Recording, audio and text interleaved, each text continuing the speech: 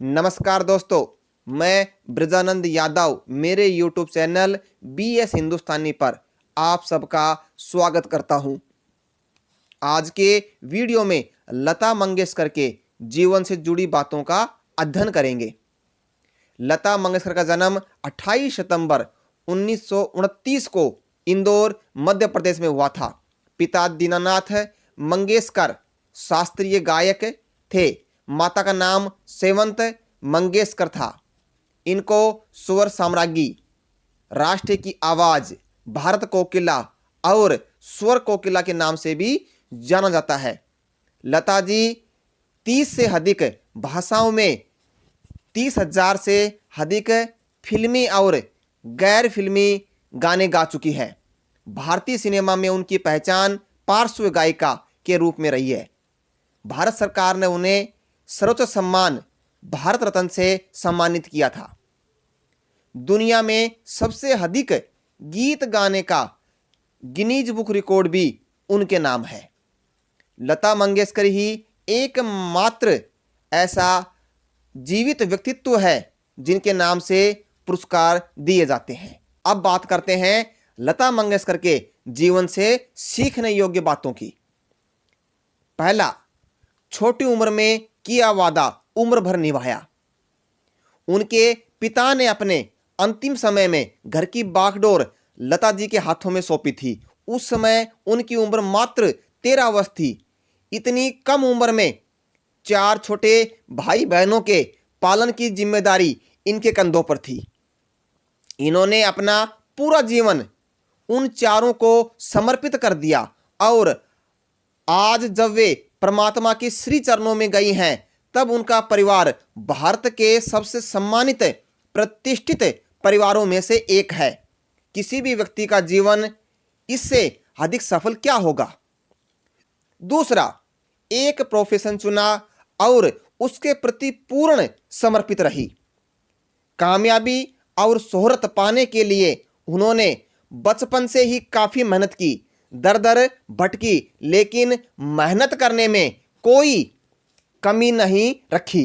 उन्होंने अपनी राहें खुद चुनी और उस पर चलकर मंजिल तक भी पहुंची।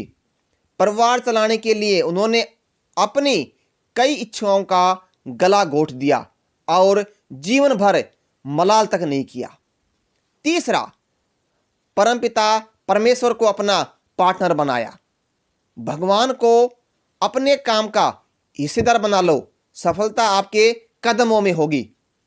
उन्होंने अपने पहले और अंतिम हिंदी फिल्मी गीत के रूप में भगवान भजन ही गाया है। चौथा, अपने काम की पूजा करो। ईश्वर भक्ति में, राष्ट्रीय भक्ति में, हर्ष में, विषाद में और परिहास में, यानी कि हर भाव में उनका स्वर हमारा स्वर बना। गाना गाना उनके लिए ईश्वर की पूजा करने के समान था। वे गाना गाते समय कभी भी चप्पल नहीं पहनती थी। पांचवा, घर पर आने वाले मेहमानों को सिर्फ माता पिता की तस्वीर और घर में बना अपने आराध्य देव का मंदिर दिखाती थी। कितना उच्च कोटि का दार्शनिक भाव था उनका।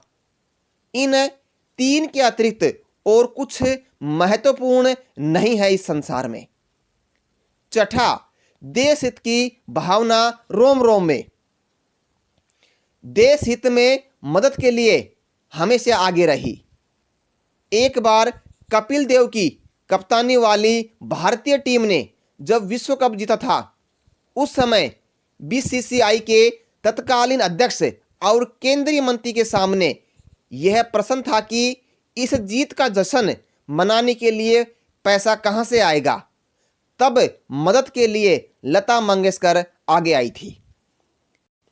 सातवां, जाको राखे साइयां मार सके ना कोई। नसरीन मुन्नी कबीर की किताब लता मंगेशकर इन हर ओन वॉयस में लता मंगेशकर ने किताब में कहा है, 1962 में मैं लगभग 3 महीने तक बहुत बीमार रही। एक दिन मुझे पेट में बहुत दर्द हो रहा था और फिर मुझे उल्टी हुई। डॉक्टर ने मेरे पेट का एक्सरे किया और कहा कि मुझे धीमा जहर दिया जा रहा है, परंतु जब ऊपर वाले की असीम कृपा होती है तब आपका कोई कुछ नहीं बिगाड़ सकता। ऐसी ही कृपा उनके ऊपर थी। लता दीदी को हमारा अंतिम सलाम। आप बहुत याद आएंगी। उनके श्री चरणों में सत सत नमन। जय हिंद, जय भारत।